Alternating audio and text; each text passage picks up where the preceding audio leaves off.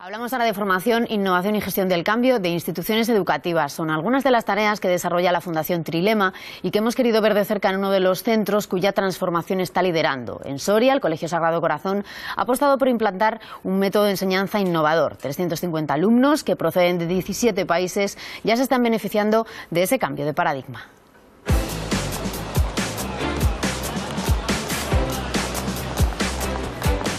En los últimos años hay una gran preocupación por que haya un cambio profundo en la educación. ¿Por qué? Pues porque nuestros alumnos son diferentes. Ya no responden a los mismos estímulos, les divierte muchísimo más lo que encuentran en el ordenador que con lo que les cuenta el profesor, porque los índices de fracaso escolar en nuestro país son totalmente inaceptables, porque los libros de texto se quedan obsoletos y pobres. Es decir, se han juntado muchos factores que hacen que en los últimos años haya un interés, una inquietud enorme por la innovación. La mayoría de los profesores entiende que no puede seguir haciendo lo mismo, pero no es tan fácil proponer un modelo que genere confianza. La Fundación Trilema lleva más de 15 años acompañando a escuelas e instituciones educativas en procesos de cambio y de innovación. Centros que se embarcan en un proceso de reflexión sobre cómo enseñan, qué enseñan y cuáles son las mejores maneras de aprender. En estos años hemos ido consolidando un modelo que llamamos el modelo de Rubik, como el cubo, por la metáfora de las 6 caras, ¿no? Cuando uno va a resolver el cubo Rubik siempre intenta intuitivamente resolver un color, ¿no? Haces el rojo y dices ahora el verde, pero claro, cuando vas a hacer el verde se te deshace el rojo y si ya quieres hacer el amarillo entonces es imposible. Tú necesitas mover todas las caras a la vez para poder resolver el cubo. Una escuela funciona de una manera muy similar. Tiene 6 elementos que son críticos. Si tú quieres tener una buena escuela, necesitas remover los 6 elementos de forma simultánea. Los 3 primeros afectan fundamentalmente al trabajo del profe dentro del aula. ¿Qué enseñamos? El currículum. Necesitas hacer una reflexión sobre cuáles son los contenidos más relevantes, ¿no? Más importantes para la educación del niño, para el futuro, para las exigencias académicas, para la comunidad autónoma que te pide lo que tienes que hacer. El segundo elemento es cómo enseñas el currículum, cuáles son las metodologías que utilizas dentro del aula. Hoy necesitamos metodologías activas que fomenten la participación mediante el aprendizaje cooperativo, que fomenten el pensamiento crítico mediante las destrezas, las rutinas, los mapas mentales y todo un abanico de herramientas que lo que hacen es mover la mente del niño e incorporar todo lo que la investigación de la neurociencia nos ha aportado. Y el tercer elemento fundamental es la evaluación. Nos movemos en una cultura de evaluación tremendamente obsoleta, muy condicionada en este país por las notas numéricas, por un concepto muy limitado de lo que significa medir el éxito de un niño. Necesitamos un cambio en la cultura de evaluación que lo que haga es acompañar cómo cada niño progresa y utilizar aquello que vamos aprendiendo sobre el niño para ayudarle cada día a mejorar más.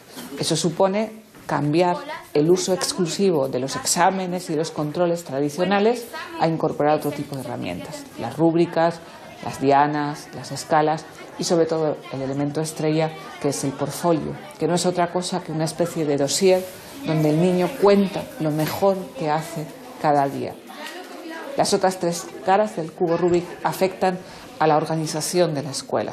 Los espacios, los tiempos, los lugares donde se aprende, cómo se entienden las disciplinas, cómo mezclamos las materias, cómo logramos contextos de interdisciplinariedad donde los niños usen conocimientos que adquieren de fuera de la escuela, de dentro de la escuela, de matemáticas junto con historia. Organización llevada, por supuesto, por el quinto elemento, que es el liderazgo. Un proyecto de estas características necesita una dirección fuerte, coherente, muy comprometida, que tenga un proyecto claro, que tenga visión sobre hacia dónde quiere que la escuela camine y que sepa acompañar a los docentes. Para nosotros ese posiblemente es nuestro punto más fuerte.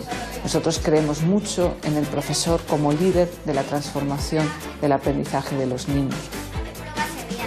Y por último, la 6ª cara le hemos llamado la personalización, lo que antiguamente se llamaba la atención a la diversidad, ¿no? Cuando una escuela se planteaba que un niño que tenía dificultades o problemas había que hacerle más caso que el resto, ¿no? Hoy entendemos que esa visión es obsoleta, que cada niño es diverso, que cada niño es diferente y que cada niño tiene unas necesidades únicas y exige un acompañamiento muy personal. El Colegio Sagrado Corazón es un colegio que tiene más de 150 años de tradición en la ciudad de Soria. Ha hecho una importante labor educativa, pero en estos últimos meses hemos vivido un cambio espectacular con respecto a la metodología que se venía aplicando en el centro. Es cierto que los alumnos venían ya desde hace tiempo demandando otro tipo de enseñanza y el profesorado nos tenemos que adaptar a estas nuevas demandas del alumno y a las demandas que la sociedad en evolución va pidiéndonos. ¿Esto qué supone? Pues supone que todo el profesorado se ha tenido que unir, ha tenido que formarse y ha tenido que cambiar su forma de pensar y de trabajar para dar una respuesta adecuada a nuestros alumnos en este centro.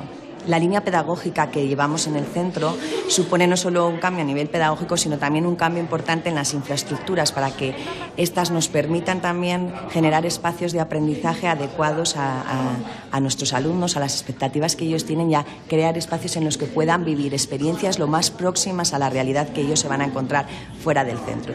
O sea, que aprendiendo así te entran como más ganas de aprender. Así sí, a mí me gusta mucho más como trabajamos este año al año pasado, porque hacemos más cosas. Con las manualidades hacemos muchas más cosas y es mucho más divertido. Y es más divertido hacerlo en grupo que individual. En este aula en concreto lo que hemos querido desarrollar son dos tipos de espacio, un espacio en el que pueden trabajar de forma cooperativa, en mesas, en pequeños grupos, pero también hay un espacio muy importante y diferente que es el tema de las gradas, donde ellos pueden exponer, pueden trabajar de forma individual y pueden esparcirse de otra forma diferente al resto de las aulas que han vivido hasta este momento. Este espacio ellos lo utilizan para desarrollar los proyectos, para poder trabajar de forma individual, para poder debatir, para poder exponer de forma oral y trabajar toda la expresión oral y además, bueno, pues aparte pueden complementar con todos los materiales que el aula propone y que ofrece. Una de mis responsabilidades en la Fundación es ayudar a reflexionar sobre lo que llamamos planes de acompañamiento profesional, de evaluación del desempeño docente. Entre las herramientas están lo que se llama co-teaching, ese anglicismo, o lo que sería enseñar juntos. Hay profesores que trabajan juntos en una clase y también tenemos co-tutores, dos profesores que son tutores de una misma aula. También hacemos evaluación en el sentido de acompañamiento, no evaluación en el sentido de juzgar, sino que podemos hacer para reflexionar juntos sobre lo que ocurre en clase. Lo que nos importa es que los alumnos aprendan cada vez más y mejor, por tanto a veces necesitamos que incluso desde fuera nos hagan reflexionar sobre qué ha ocurrido en el aula. Nosotros nos basamos en lo que llamamos estándares de desarrollo profesional. Son 10 características, 10 ítems concretos sobre los que podemos evaluar o pensar qué hace a un profesor excelente en el aula o qué hace un profesor en el aula de manera excelente para que sus alumnos aprendan. Son indicadores que llevamos trabajando muchos años, no solo en nuestro centro, sino en otros centros a los que acompañamos y sobre los que tratamos de observar evidencias de lo que ponen en marcha en el aula. ¿Por qué utilizan una metodología u otra? ¿Qué tipo de herramientas de evaluación se utilizan en el aula y con los alumnos? ¿Cómo es su comunicación verbal o no verbal? ¿Cómo puede demostrar que conoce profundamente su materia? ¿Qué hace para que se generen en el aula relaciones de compromiso sobre el aprendizaje? Son unos ítems que, digamos, tenemos bastante trabajados desde hace años y nos permiten tratar de captar evidencias sobre lo que ocurre en el aula. Como coordinadora de las escuelas Trilema y con la función de acompañar a todos los equipos directivos, me toca acompañar el proyecto educativo de los centros, la parte pedagógica, en el que trabajamos con los profesores de distinta forma. En este caso, trabajamos por proyectos interdisciplinares y en este centro, desde la educación secundaria, trabajan de forma interrelacionada todas las áreas. Los alumnos no tienen sus propias aulas, sino que son los profesores los que tienen sus propias aulas según la asignatura. El profesor de Ciencias Naturales está siempre en su aula y son los alumnos los que van cambiando de aula según las asignaturas que les tocan. Es una forma de fomentar la autonomía entre los alumnos y es una forma de que también se puedan interrelacionar no solo con los alumnos de su clase, sino con todos los alumnos, en este caso de la etapa secundaria. Carlos, como el tema del proyecto era la energía, ¿cómo la habéis trabajado en algún área? Pues bueno, en plástica y en tecnología hemos realizado estas dos bolas. ¿Y qué es esta bola? Aquí hemos representado las energías renovables, como por ejemplo la eólica o la solar. Pero por ahí sale vapor, ¿eso no es contaminante? No, eso son las chimeneas de la geotérmica, que es vapor de agua, no contamina. ¿Y qué más centrales habéis construido? Pues por ejemplo la maremotriz y la ondimotriz. ¿Y de la energía no renovable qué me puedes decir? Pues la energía no renovable hemos representado el planeta más contaminado y por eso los colores están apagados. ¿Y qué centrales son no renovables? Pues por ejemplo tenemos la nuclear, la térmica y por ahí hemos representado la energía química. ¿Y qué es la energía química? La energía química es la energía que produce nuestro cuerpo. ¿Y cómo lo produce? Pues utiliza ATP, que es la moneda energética que utiliza nuestro cuerpo para proporcionar energía. ¿Cómo habéis reflexionado del aprendizaje de vuestro proyecto? Hemos hecho metacognición. ¿Me explicas qué es la metacognición? La metacognición es la reflexión sobre lo que hemos hecho y cómo lo hemos hecho. Y nos sirve para aprender sobre nuestros fallos y enorgullecernos de lo que hemos hecho bien. Perfecto. ¿Y qué más cosas habéis hecho? Cuéntame. Pues en sociales hemos hecho cómo contribuyen en porcentaje las energías y hemos hecho gráficos. Y luego en matemáticas hemos hecho tablas que nos han servido para relacionarlo y contar cuántas bombillas tenemos cada uno de bajo consumo energético en casa. ¿Y a qué conclusión habéis llegado? Que tenemos pocas porque solo tenemos 5 bombillas de media cada uno en nuestra casa y debería haber más.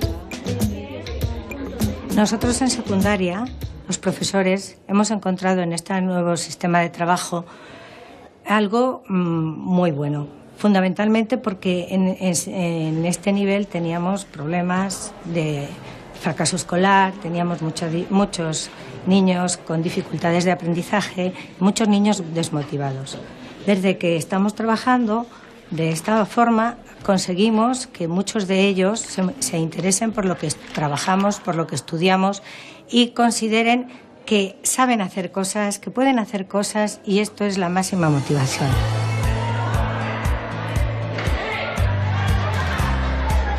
Además, hemos creado una cantina solidaria, en la cual antes los chavales se marchaban en el recreo, se iban, y ahora se quedan en el recreo, conviven juntos, juegan al ping-pong, juegan al futbolín, están charlando y crean un poco colegio y crean grupo. Un buen profesor necesita sentirse seguro de que si cambia y deja de hacer lo que hacía, sus alumnos van a seguir aprendiendo mejor que antes. Y eso no es fácil. Cuando llegamos a secundaria, las cosas son más complejas, ¿no? El sistema educativo tiene mucha más presión academicista. Los currículums definidos por las distintas consejerías son muy exigentes, son muy exhaustivos, ¿vale? Son muy detallados en los contenidos y esa sensación, ¿no? Esa inquietud que tiene el profe, que si trabaja por proyectos no va a cubrir todos los temas del programa, ¿no? Si se salta el tema 7 del libro y un día en selectividad les preguntan por los Reyes Católicos, resulta que él saltó ese tema, ¿no? Ese miedo también a que las pruebas externas, exámenes que se diseñan en despachos y se diseñan todavía con claves pedagógicas muy obsoletas, eso evidentemente causa preocupación. En una escuela es relativamente más fácil empezar con aquellos profesores que están con niños más pequeños, porque los niños pequeños son agradecidos y el aprendizaje genera mucho entusiasmo y al fin y al cabo la presión académica, los exámenes, los controles no tienen un papel tan importante. Vamos chicos, vamos a rapear un poco. Tengo una vaca. ¡Lechera! Es una vaca. ¡Cualquiera! Me da leche. ¡Pringada! ¡Ay, qué vaca! ¡Salsalada! Bueno, el colegio tiene los 2 ciclos de infantil. El primer ciclo, que es de 0 a 3 años, y el segundo, que es de 3 a 6.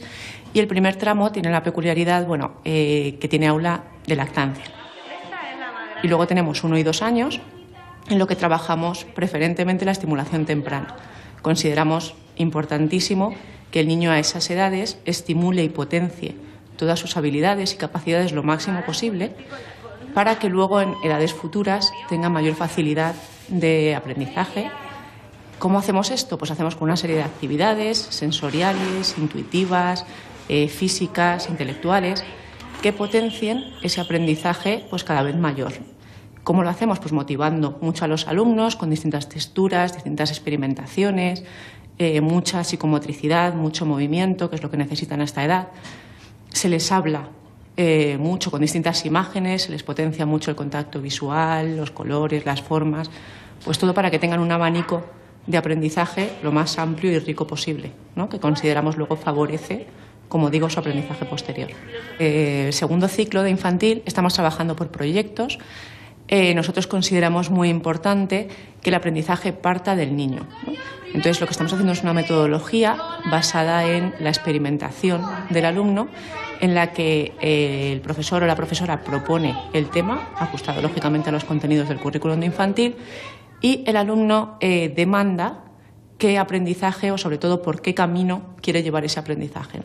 ¿Cómo lo trabajamos en el colegio? Lo trabajamos principalmente con mucha colaboración por parte de las familias, ¿no? Es verdad que en infantil es muy importante que el profesorado esté bien formado, que tenga las cualidades pues, para estar con estos alumnos y que tenga los conocimientos propios para ello, pero además es muy importante pues, que los padres se sientan parte de este aprendizaje. ¿Qué es un proyecto, no? Los niños cuentan en el cole que de repente ahora aprenden por proyectos, aunque no sepan identificar muy bien la diferencia. Pongamos un ejemplo, ¿no? ¿Cómo estudiábamos nosotros los seres vivos, las plantas y los animales? Teníamos un libro con mucha información, subrayábamos lo más importante, empollábamos lo más importante y luego en un control, en un examen, se nos ponían preguntas donde uno recordaba aquella información que había memorizado. Hoy creemos que esa no es la mejor manera de aprender con profundidad, más en la era de la información, donde mucha de esa información ya la tienen en los ordenadores. Un proyecto lo que trata es de profundizar en aquellos contenidos que son realmente relevantes para que los niños los comprendan bien. Cuéntanos qué es esto de la granja de Pepito que ha quedado tan bonito. Buenos días, bienvenidos a nuestro nuevo proyecto, La Granja de Pepito, que estamos estudiando los seres vivos y hemos estudiado. ¿Y cómo se logra comprender las cosas? Pues eso se logra cuando los contenidos fundamentales, por ejemplo, las plantas, se usan en distintos contextos. Se construye un vivero, se visita un vivero, se recogen plantitas, se elaboran aceites medicinales, se cocina con las plantas, se va destrozando una planta, se dibuja, se pinta y toda esa reflexión se va recogiendo en nuestros famosos portfolios, que es como una especie de cuaderno de diario del aprendiz. El portfolio es un cuaderno personal que tenemos todos los alumnos del colegio. Y en la primera hoja hemos hecho unos hilos conductores que nos ayudan a aprender mejor sobre este proyecto, que son los seres vivos. ¿Y te gusta trabajar así? ¿Te gusta hacer el portfolio? Sí. ¿Más o menos que con un libro? Más. ¿Por qué? Porque es más divertido. Preguntas de la metacognición. Y hemos visto el plan métrico. El trabajo cooperativo genera en los alumnos una fuente de gran creatividad y de imaginación. Por eso es tan importante comenzar desde la etapa de educación infantil. En la etapa de educación primaria, los grupos los formamos de forma heterogénea, es decir, que cada grupo está formado por niños que tienen diferentes características y habilidades, tanto personales como habilidades a la hora de trabajar. También el trabajo cooperativo nos ayuda a la hora de la gestión de conflictos dentro de las clases, porque cuando unos niños tienen que respetar las ideas de los otros, llegar a un consenso. Otra de las cosas que desarrollamos con el trabajo cooperativo es que generan autoconfianza, no solo en ellos, sino generan confianza también con los demás. Al final ves que la satisfacción es muy grande, ya que lo que se consigue, el logro que se consigue es grupal. Entonces eso es para ellos, es aparte una fuente de motivación muy grande.